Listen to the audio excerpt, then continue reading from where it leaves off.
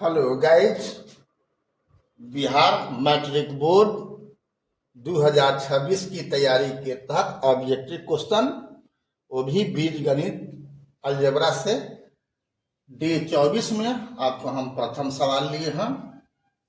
निम्न लिखित में किस बहुपद के शून्यक 5 और -3 है?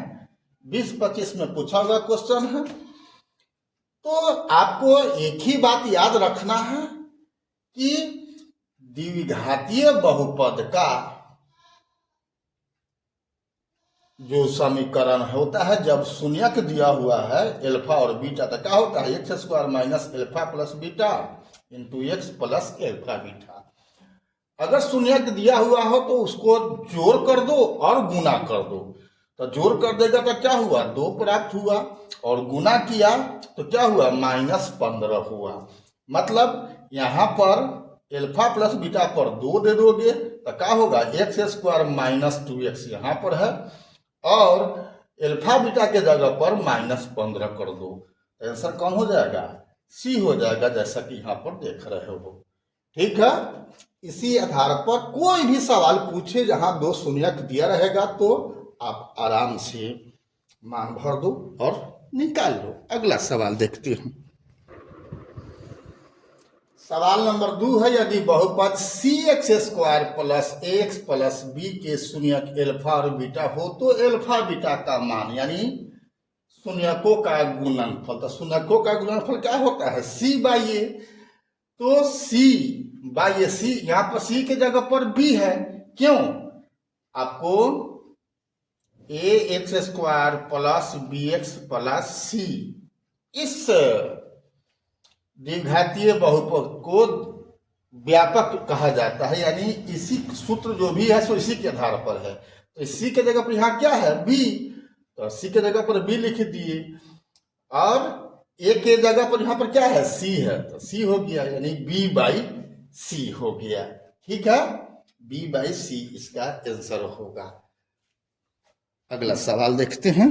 ये भी 20-25 का क्वेश्चन था। यहाँ सवाल है, m के किस मान के लिए -4 बहुपद x² minus x minus 2m plus 2 का एक शून्यक है? तो जब शून्यक आपको दिया हुआ है तो अब यहाँ पर m का मान निकालना है। तो क्या करना है?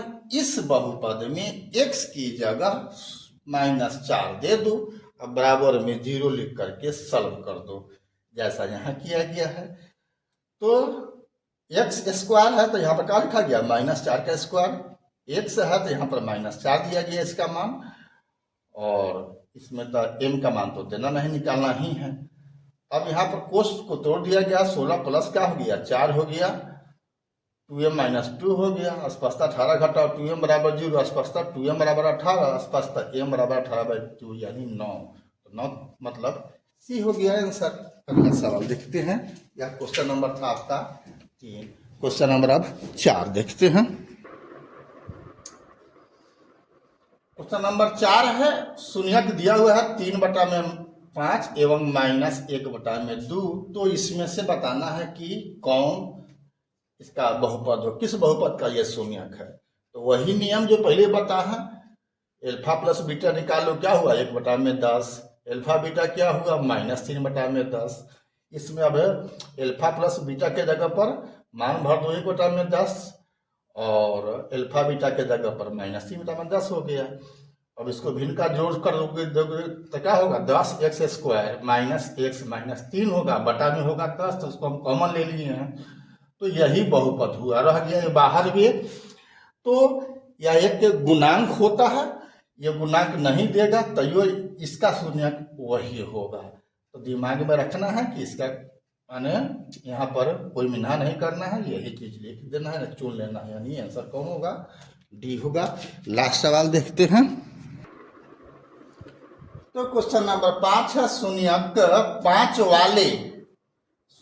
5 वाले बहुपद px का एक गुणनखंड है।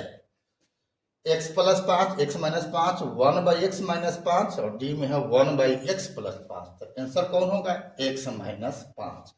याद रखिएगा, शून्यक अगर प्लस में हो तो x में से उसको घटा दो, अगर माइनस में है तो x में उसको जोड़ दो, वही उसका एक गुणनखंड होगा। यानी यहाँ पर 5 है तो क्या हो गया x माइनस 5। अगर ये माइनस 5 होता तो क्या होता, x प्लस 5 होता। ये दोनों तो होने का सवाल नहीं है।